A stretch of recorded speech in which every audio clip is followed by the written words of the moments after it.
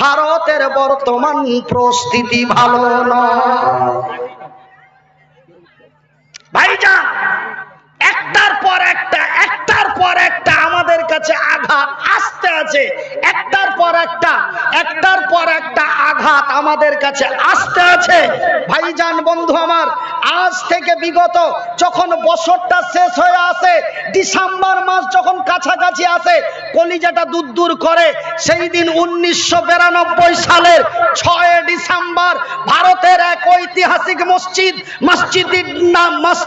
মসজিদটির নাম হলো মসজিদে বাবরি। সেই বাবরি মসজিদকে 1992 সালের 6 ডিসেম্বর তার মেন গুম্বুজে উঠে ভেঙে চুরমার করেছিল। সেই দিন হাজারো তরুণ যুবক রক্ত বইয়ে দিয়েছিল। ভাইজান বন্ধুরা আমার, তারা যদি রক্ত দিতে পারে, তারা যদি জীবন দিতে পারে, আমরা কি একটা ঘন্টা সময় এখানে বসে দিতে পারি না? হ্যাঁ বা না বলি, পারি কি পারি না? আমার ভাইয়েরা, তারা যদি রক্ত দিতে পারে, তারা যদি জীবন দিতে পারে, তারা যদি এই আয়াতটির উপরে আমল করতে পারে, আমার আল্লাহ বলেন বিসমিল্লাহির রহমানির রহিম ওয়া তুজাহিদুনা ফি সাবিলিল্লাহ।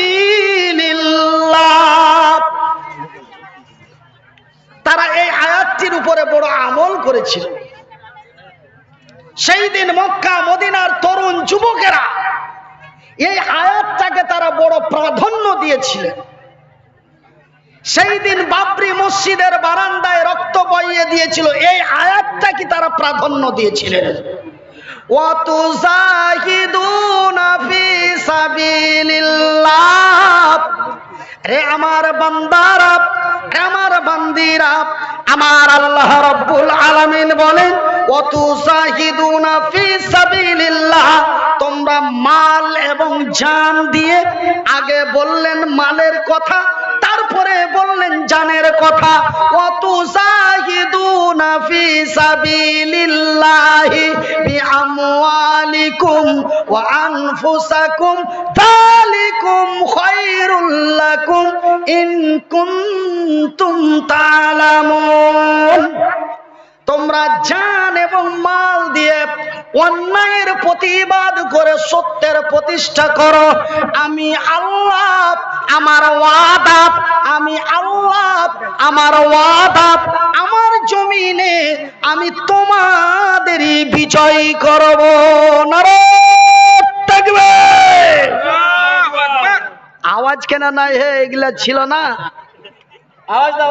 আমি এখানে ভিড়েছি তো আমার চাস্তো ভাই মুন্না ডাক্তারকে চিনেন আপনারা? চিনেন মুন্না ডাক্তার? হাটকলা দে চাস্তো ভাই, ওটা বড় চাষার বেটা। ওই যে তুই যে ভাত খাইস না, খালি এগুলাই দিছি না।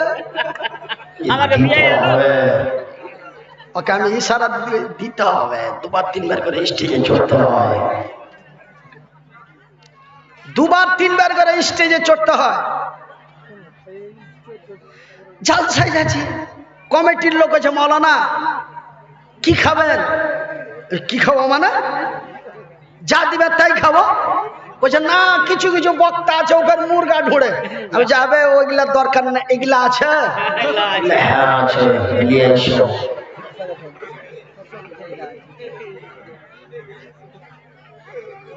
এ জাগে জাগে জাগে রে মুসলমান, এ জাগে জাগে জাগে রে মুসলমান, চৌদিকে ফিরিয়ে দেখ তুই তৌহিদি ফরমান।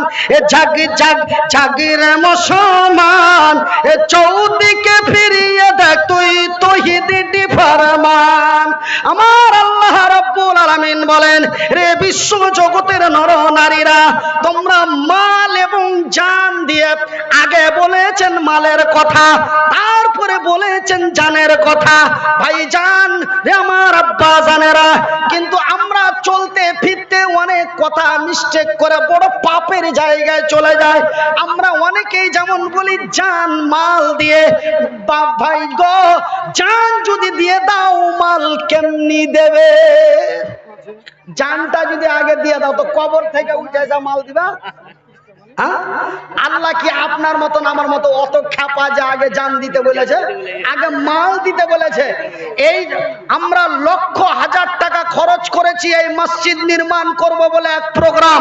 এইবার কোন মামুর বাটা যদি এসে বাধা দেয়, এটা ভারতীয় হিন্দুস্তান, এখানে কোনো মসজিদ নির্মাণ হবে না, আমরা তার প্রতিবাদ করে বলবো এটা গণতান্ত্রিক দেশ, এটা কোনো ধর্মীয় রাজতান্ত্রিক নয়, আমরা মসজিদ নির্মাণ করব। কোন মামুর বাটা আছে আগা দিকে দাঁড়া, যখন দাঁড়াবে তখন আমরা নিজের জীবন দিতে প্রস্তুতি নিব।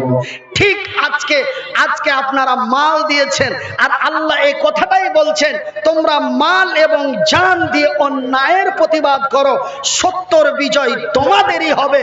আমি আল্লাহ তোমাদেরই বিজয় করব, আমি আল্লাহ তোমাদেরই কল্যাণ করব। জানেন, যেই ব্যক্তি বাবরি মসজিদ ভাঙার জন্য প্রথম গুম্বুজে উঠে সাব্বল মেরেছিল, নাম তার বলবীর সিং। তার নাম কি ছিল? সে গুম্বুজ ভাঙার পরে নিচে নামলো, নিজেকে কন্ট্রোল রাখতে পারেনি, কালেমায়ে শাহাদাত পাঠ করে ঈমান এনে মুসলমান হয়ে গেছে। আমার আল্লাহ রাব্বুল আলামিন বলেন, এই কোরআন এমন একটি কোরআন, এই কিতাব এমন একটি কিতাব, আল্লাহ বলছেন আল্লামাল কোরআন, আমি তোমাদের দিয়েছি কোরআন। এই কোরআন এমন এক মহানময় কিতাব, এই কোরআন মানবতার কল্যাণের মহান সমাধান। এই কোরআনকে যারা পড়ে শুনে বুঝে নিবে, তারা কালেমায়ে শাহাদাত, কালেমায়ে তাইয়্যিবা পাঠ করতে তারা বাধ্য হয়ে যাবে। সেই দিন বলবীর সিং গুম্বুজ থেকে নেমে নিজেকে কন্ট্রোল রাখতে পারেনি, সাথে সাথে কালেমায়ে শাহাদাত পাঠ করে ইসলাম কবুল করে পৃথিবীবাসীকে দেখিয়ে দিয়েছে। একবার জোরে বলি নারায়ে তাকবীর। আল্লাহর আকাশের নিচে জমিনের উপরে বিজ্ঞানের আবির্ভাব যত বাড়বে, ভারতবর্ষের মাটি বলে নয়, আল্লাহর আকাশের নিচে জমিনের উপরে বিজ্ঞানের আবির্ভাব যত বাড়বে, ইসলাম তথা কোরআনকে বুঝে নেওয়া মানুষের কাছে ততই সহজ হয়ে যাবে। একবার জোরে বলি ইনশাআল্লাহ। আমার ভাইয়ের, আমার বন্ধুরা, আজ থেকে 1400 বছর পূর্বে, আজ থেকে 1500 বছর পূর্বে আমার রাসূল দয়ার হাবিব পৃথিবীবাসীকে বলেছিলেন, তোমরা যেখানেই যাও, যেভাবেই যাও, যেখান থেকে আসো, ঘুম থেকে উঠো আর বিছানা থেকে উঠে তোমরা সাথে সাথে তোমাদের হাত দুটো সুন্দর করে পরিষ্কার করো। আমার নবীর কথাকে মান্যতা দিতে কেউ চায়নি। 2020 সালে এলো করোনা ভাইরাস, বড় বড় বিজ্ঞান সার্জনেরা নবীর কথাটাই তুলে ধরলো, বলে अगर कोरोना से बचना है तो अपने हाथ और मुंह को बार बार धोए। কি কথা কি বানানো বললাম? এখনো মোবাইলে ফোন করবেন তো আগে ওই কথাটা বলবে, তারপরে ফোনটা রিং হবে।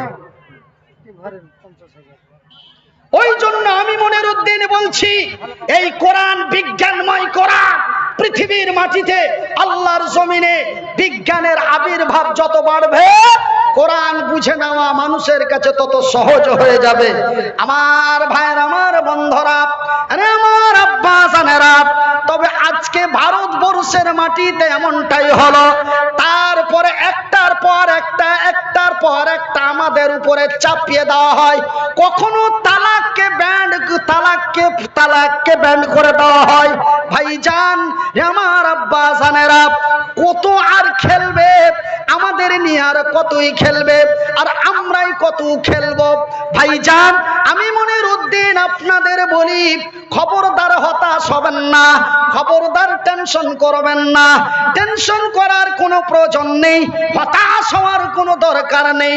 ভাই গো, আমি যেন আপনাদেরই ভাই, আপনারা যেন আমারই ভাই, আপনাদের বিনীত হাত জোড় করে বলে যায়, খবরদার হতাশ হবেন না, খবরদার টেনশন করবেন না।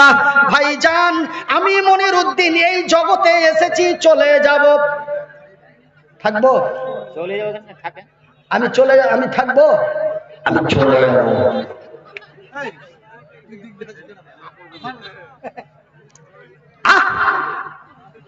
আমি এসেছি, চলে যাব। এর পূর্বে কেউ এসেছিল, চলে গেছে। নরসিংহ রাও এসেছিল, চলে গেছে। অটল বিহারী এসেছিল, চলে গেছে। এমনি করে মনমোহন সিং এসেছিল, চলে গেছে। নরেন্দ্র মোদী এসেছে, চলে যাবে 24 সালে।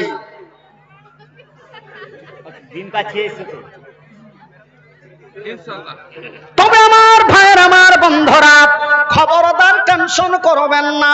আপনারা বলবেন মনিরউদ্দিন ভাই তুমি তো হাঁটতে পারো না, চলতে পারো না, তুমি কেন এত বড় গ্যারান্টি দিয়ে বলছেন টেনশন করো না?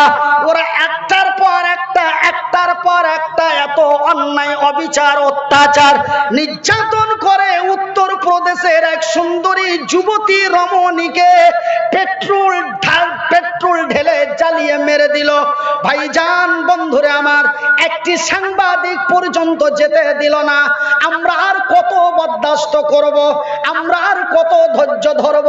ধৈর্যের যখন বাঁধ ভেঙে যাবে, হযরতে আলীর মতো তরোয়াল নিয়ে বেরিয়ে যাব। ওরা তো 75, আমরা তো 25, ওরা তো 70, আমরা তো 30, ওরা তো আমাদের পেদিয়ে শেষ করে দেবে। চিন্তা করব না মানে? ভাষাগুলো কি বুঝতে পারছেন না? আর একটু ক্লিয়ার করে বলবো, বোঝা যাচ্ছে? তবে ওরা তো 75, আমরা তো 25, ওরা তো 70, আমরা তো 30, ওরা তো আমাদের পে দিয়ে দিবে। আমরা কি করব? কেন টেনশন করব না? কেন হতাশ হব না? অটোমেটিক আমরা টেনশন, চিন্তায় পড়ে যাই। আমি মনিরউদ্দিন আপনাদের পুনরায় বলি, খবরদার চিন্তা করবেন না।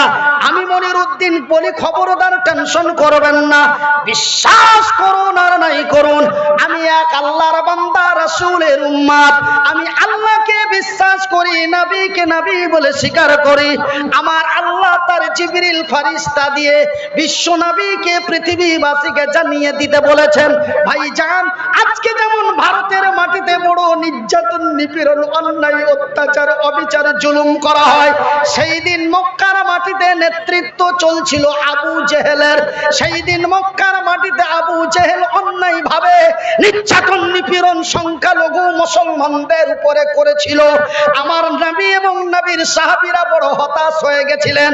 সাথে সাথে আমার আল্লাহ জিবরাইলকে পাঠালেন, জিবরাইল রে যাও, আমার নবী এবং আমার নবীর সাহাবীরা যেন বড় হতাশ, চিন্তায় চিন্তিত, যাও আমি আল্লাহ তোরে বলি, জিবরাইল যাও আমার নবীকে সংবাদ দিয়ে দাও যেন আমার নবী এবং তার সাহাবীরা যেন চিন্তা না করে।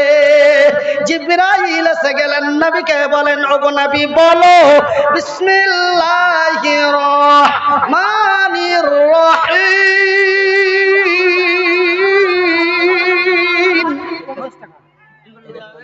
ওয়ালা তাহিনু ওয়ালা তাহজানু ওয়া আনতুমুল আলাউনা ইন কুনতুম মুমিনিন।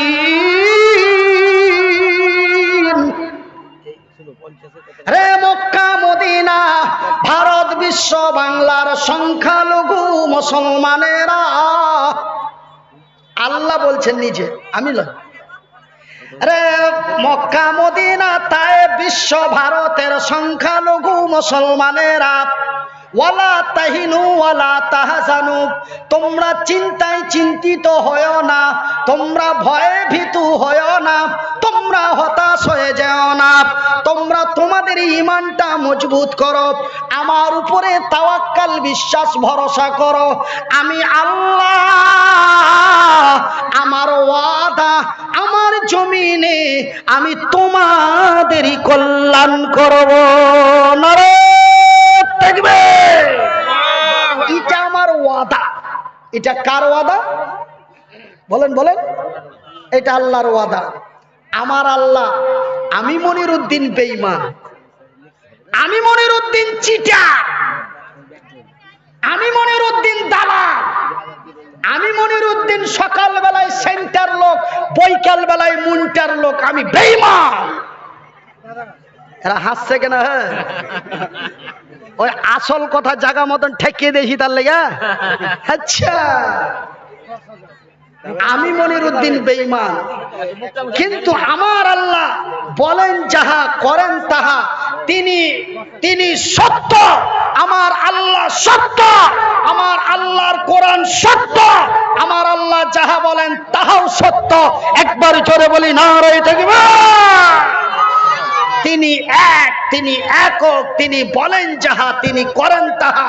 ওই যে সেই দিন বলে দিলেন তোরা চিন্তা করিস না, তোরা টেনশন করিস না, তোরা হতাশ হয়ে যাস না, তোরা আমার উপরে ভরসা তাওয়াক্কাল কর, আমি তোদেরই কল্যাণ করব।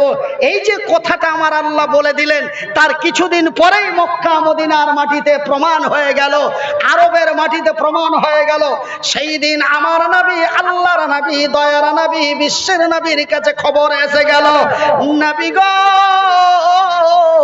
আবু জেহেলকে ঘোষণা করে দাও, যাও যাও মৌতার প্রান্তে যাও, আর সেই মৌতার প্রান্তে উহুদের প্রান্তে, মৌতার প্রান্তে, বদরের প্রান্তে যাও, যাও আবু জেহেলকে ডাক দাও, যাও উহুদের প্রান্তে, মৌতার প্রান্তে কালেমার পতাকা উঁচু করো, আমি আল্লাহ তোমাদেরই কল্যাণ করব। আমার আল্লাহর অর্ডার হয়ে গেল। আমার রাসূল দয়ার হাবিব হুঙ্কার দিয়ে বলে, রে আবু জেহেল তার সেনাপতি কমান্ডারেরা, আয়, কে মায়ের দুধ খেয়েছিস আয়, কে মায়ের দুধ খেয়েছিস আয়, মক্কার মাটিতে কালেমার পতাকা উঁচু করতে চায়। এই ঘোষণা যখন আমার রাসূল দয়ার হাবিব করে দিলেন, এই ঘোষণা যখন আমার নবী দয়ার হাবিব করে দিলেন, আবু জেহেলের কানে যখন খবর গেল, আবু জেহেল রাগে রাগান্বিত হয়ে বলে, কে রে আমার নেতৃত্বে, আমার ক্ষমতায় মক্কার মাটিতে কালেমার পতাকা উঁচু করতে চায়? যাও সেনাপতি কমান্ডারেরা যাও, যাও সেনাপতি কমান্ডারেরা যাও, ওই মুহাম্মদ বলুন সাল্লাল্লাহু আলাইহি ওয়াসাল্লাম এবং তার সাহাবীদেরকে পিটিয়ে গুটিয়ে মাটির সাথে মিশিয়ে দাও। এইদিকে আবু জেহেলের অর্ডার হয়ে গেল, এইদিকে আমার নবীর ডাক এসে গেল, ময়দানে ঝাঁপিয়ে পড়লো। এই দিক থেকে আস্তে আস্তে নবীর সাহাবীরা, এই দিক থেকে আস্তে আস্তে আবু জেহেলের সেনাপতি কমান্ডাররা ময়দানে জমা হতে হতে হতে হতে ময়দানে জমা হলো 1,03,000। কত কত কত ইচ্ছাকার 3,000। হ্যাঁ, এই ভাতিজির বেটারা বুঝতে পেরেছে, তার মানে ছোট চেংড়া পিলা গেল হলো হার পোতা। ওই জন্য বলি যে ভাতিজির বেটারা, তো আমার ভাতিজির বেটারা আমার কথা বুঝতে পেরেছে। কত? 1,03,000।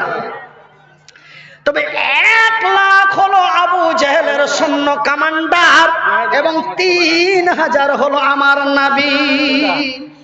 ভাইজি, এটা কি সম্ভব? 1 লাখের কাছে 3,000 কি লড়ালড়ি করা সম্ভব? আচ্ছা, আপনারা মেলায় কি আছেন, আমি বক্তব্য দিতে দিতে গা করবে যা রাগ করে কুইতে পড়ে গেল, আর আপনারা যদি সবাই দাঁড়িয়ে যান তো আমাকে ভিড়া পাওয়া যাবে? পাওয়া যাবে জি? তো 1 লাখের ভিতরে যদি 3,000 ঢুকে যায় তো খুঁজে পাওয়া সম্ভব? এই তো হারিয়ে যাবে। দেখেন, 3,000 সৈন্য নিয়ে আমার রাসূল দয়ার হাবিব ময়দানে ঝাঁপিয়ে পড়লেন। লড়াই আরম্ভ হয়ে গেল। লড়াই চলতে চলতে চলতে চলতে অল্প কিছুক্ষণের মধ্যেই কাফের বেদিনের দলেরা ময়দান থেকে পালাতে আরম্ভ করলো। কেন? যারা আল্লাহ তার রাসূল, হ্যাঁ, এ ফকির বাবা, এ তোর নাম কি?